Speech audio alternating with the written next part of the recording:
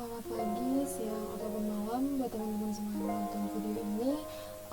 Di pertemuan kali ini, di video kali ini, video ketiga mengenai rekayasa perangkat lunak, kita akan masuk ke dalam bahasan mengenai konsep dan definisi kebutuhan perangkat lunak.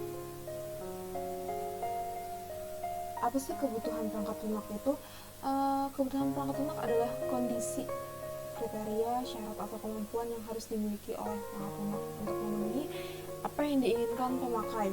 Nah, terdapat 3 jenis kebutuhan di dalam perangkat lunak. Pertama, kebutuhan fungsional, kebutuhan antarmuka, dan kebutuhan unjuk kerja.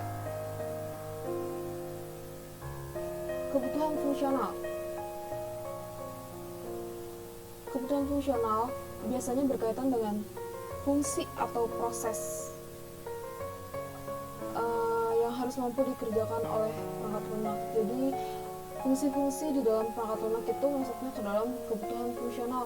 Contohnya, misalnya perangkat lunak harus menyimpan semua rincian data pasangan pelanggan, terus membuat laporan penjualan sesuai dengan periode waktu tertentu, terus juga menyajikan informasi jalur pengiriman barang terpendek. Jadi fungsi-fungsi yang dapat dilakukan oleh si software tersebut itu maksudnya ke dalam kebutuhan fungsional. Lalu ada kebutuhan antarmuka atau interface requirement. Biasanya kebutuhan antarmuka ini dia menghubungkan perangkat lunak dengan elemen perangkat keras perangkat lunak atau basis data. Ya buat teman-teman, biasanya kebutuhan non fungsional itu dia biasanya berkaitan dengan server, database, dan segala macam. Nah, kalau yang kebutuhan antarmuka dia biasanya yang menghubungkan perangkat lunak dengan elemen perangkat keras atau basis datanya gitu. Contohnya, perangkat untuk memasukkan data dapat berupa PC, keyboard, mouse, atau scanner. Akses ke basis data menggunakan Open Database Connectivity, seperti itu. Terus yang terakhir ada kebutuhan unjuk kerja. Kebutuhan unjuk kerja sendiri dia kebutuhan yang menetapkan karakteristik unjuk kerja yang harus dimiliki oleh perangkat lunak, misalnya kecepatan, ketepatan, frekuensi. Contohnya, perangkat lunak harus bisa mengolah data sampai 1 juta record untuk tiap transaksi. Perangkat lunak harus dapat digunakan oleh multi user sesuai dengan otoritas yang diberikan pada user. Jadi karakteristiknya si karakteristik si software tersebut tuh apa? Misalnya kayak kemampuannya atau nggak kemampuan si software itu tuh apa aja, kecepatannya kah, ketepatannya kah, frekuensinya kah. Nah, itu semua termasuk dalam kebutuhan unjuk kerja.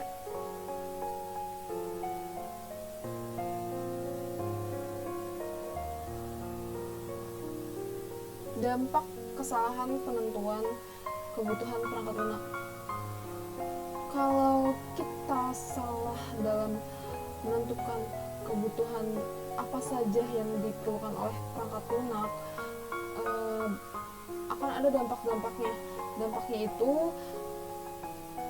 si software ini tidak akan memenuhi kebutuhan pemakai yang sebenarnya. Jadi software ini tidak sesuai dengan kemauan si user, dengan kebutuhan si user.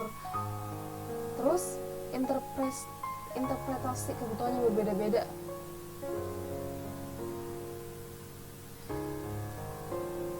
Karena kita tidak melakukan analisis mengenai kebutuhan si software ini itu apa, nah ketika sudah jadi si softwarenya ternyata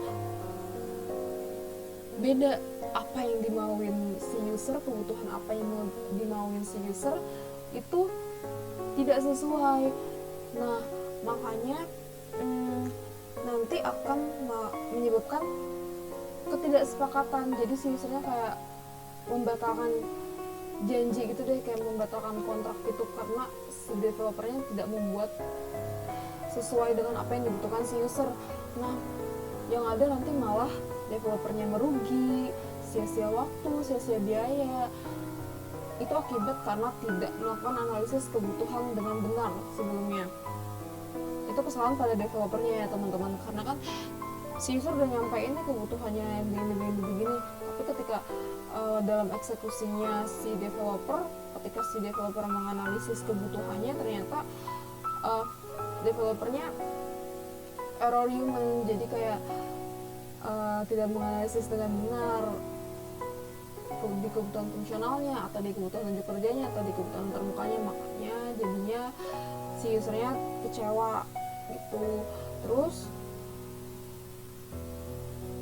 pengujian kesesuaian si softwarenya dengan kebutuhan yang dimaksud juga nggak akan mungkin dilaksanakan dengan baik, karena dari kebutuhannya saja sudah tidak sesuai. Jadi ketika melakukan pengujian malah yang ada nggak baik ketika dilaksanakan, dan harus mengulang lagi, harus membenarkan si software itu lagi agar sesuai dengan kebutuhannya. Terus waktunya, biayanya juga terbuang percuma aja karena membangun sistem yang salah gitu. Terus analisis kebutuhan itu apa sih? Di atas kita sudah membahas mengenai analisis kebutuhan, tapi sebenarnya analisis kebutuhan itu apa sih? Nah, analisis kebutuhan itu adalah aktivitas awal dari siklus hidup si software tersebut.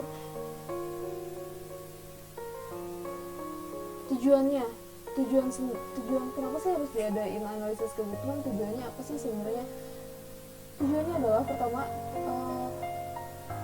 supaya si developernya memahami masalah secara menyeluruh yang ada pada si software tersebut,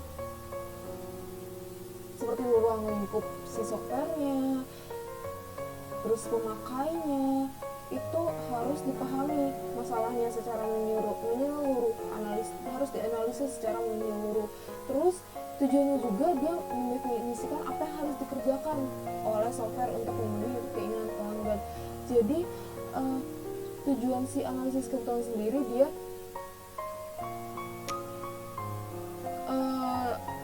untuk mendefinisikan apa yang harus dikerjakan oleh si software tersebut. Jadi biar si softwarenya itu tahu fungsinya dia itu sebenarnya apa, dan harus sesuai juga dengan keinginan pelanggan gitu. Terus tahapan analisis kebutuhan, pertama dia mempelajari dan memahami persoalan.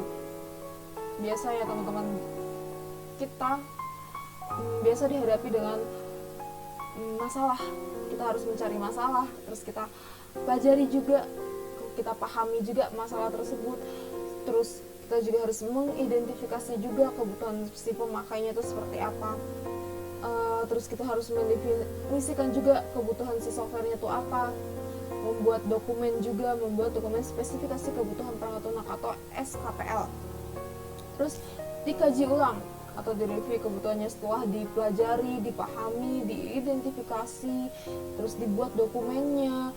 Kita kaji ulang apakah yang sudah kita buat itu benar dan sesuai, atau ada yang kurang. Makanya perlu yang namanya pengkajian ulang supaya tahu bagian mana yang kurang, atau bagian mana yang kelebihan, atau bagian mana yang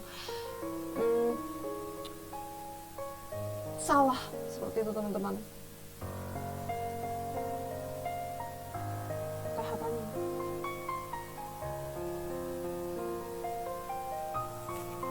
Terus pertama kan tadi tahapannya ada mempelajari dan memahami persoalannya. Biasanya pada tahap ini seorang analisis akan mempelajari masalah yang ada pada perangkat lunak. Misalnya siapa pemakainya, di mana akan digunakan si software ini, pekerjaan apa saja dari si usernya yang akan memakai perangkat lunak itu, terus apa saja cakupan dari pekerjaan tersebut dan bagaimana mekanisme pelaksanaannya, terus apa yang menjadi kendala dilihat dari sisi teknologi yang digunakan atau dari sisi hukum dan standar. Tetap ya teman-teman, dalam membuat software yang bertujuan untuk bisnis, kita tetap harus memperhatikan yang namanya hukum. Karena kita hidup di negara hukum, jadi kita tetap harus memperhatikan sisi hukumnya dalam membuat software, apalagi yang tujuannya untuk bisnis, untuk khalayak ramai. Caranya bagaimana? Biasanya kalau kita dalam tahap mempelajari dan memahami si persoalan itu, biasanya kita melakukan wawancara dengan si usernya untuk mengetahui kebutuhan si usernya itu apa aja. Itu kan kita nggak mungkin melakukan transfer pikiran dengan tatap-tatapan kan, enggak. Itu kita harus melakukan wawancara dengan si usernya, terus observasi atau kita terjun ke lapangan, kita amati. Terus yang ketiga, kuesioner. Biasanya teman-teman familiar dengan kuesioner. Nah, itu kita juga bisa menggunakannya dalam memahami, mempelajari masalah dalam analisis kebutuhan. Kita bisa membuat kuesioner dengan pertanyaan-pertanyaan yang pastinya berhubungan dengan analisis kebutuhan si perangkat lunak kita sendiri itu apa.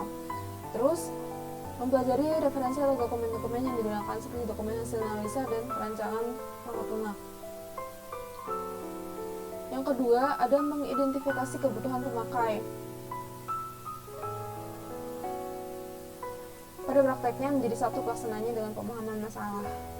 Ini saja substansi mengidentifikasi kebutuhan pemakai. Sebenarnya ini sama aja kayak yang pertama tadi, ya kan, udah kita lakukan pada tahap wawancara dengan user. Kita udah mengidentifikasi itu kebutuhan si pemakainya itu apa aja. Cuman pada tahap ini ada beberapa sedikit yang berbeda yang ditanyakan tuh, ada yang sedikit perbedaan lebih mendalam lagi ketika sudah masuk ke tahap mengidentifikasi. Caranya bagaimana? Caranya pertama, fungsi apa yang diinginkan pada perangkat lunak, terus data atau informasi apa saja yang akan diproses, kelakuan sistem apa yang diharapkan, antar muka apa yang tersedia, itu. Terus mengidentifikasi kebutuhan perangkat lunak, mendefinisikan kebutuhan perangkat lunak. Setelah melakukan pengidentifikasian kebutuhan pemakai, informasi yang diperoleh masih belum terstruktur.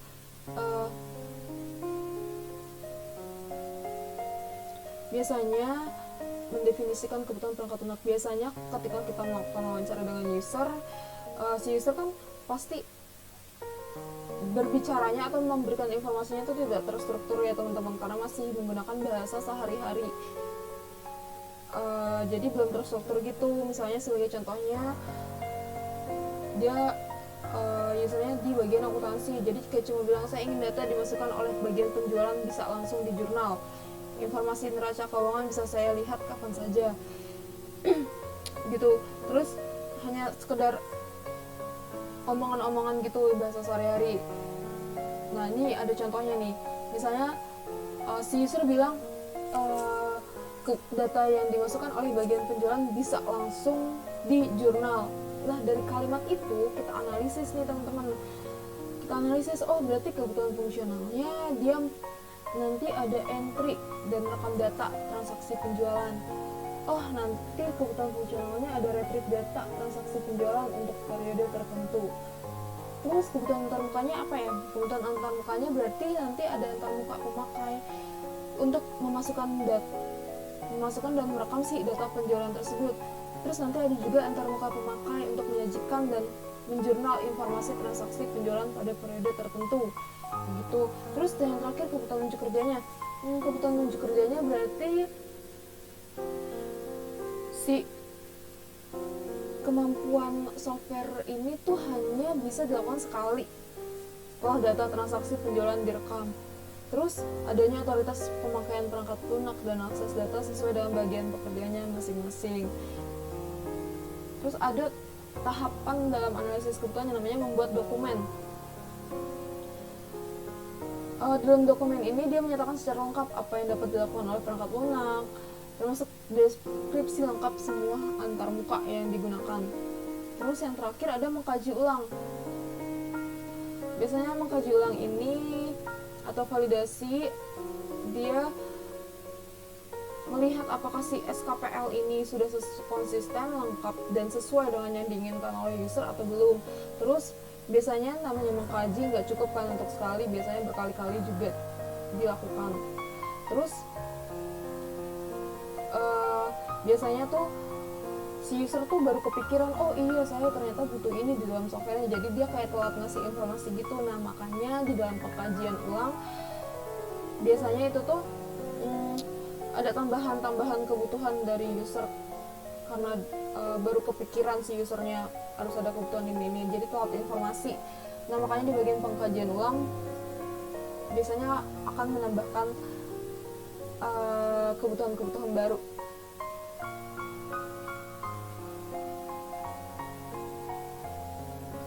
Ini untuk aktivitinya teman-teman. Buatlah analisis kebutuhan mengikuti tahapan analisis kebutuhan ini. Nanti ada studi kasusnya.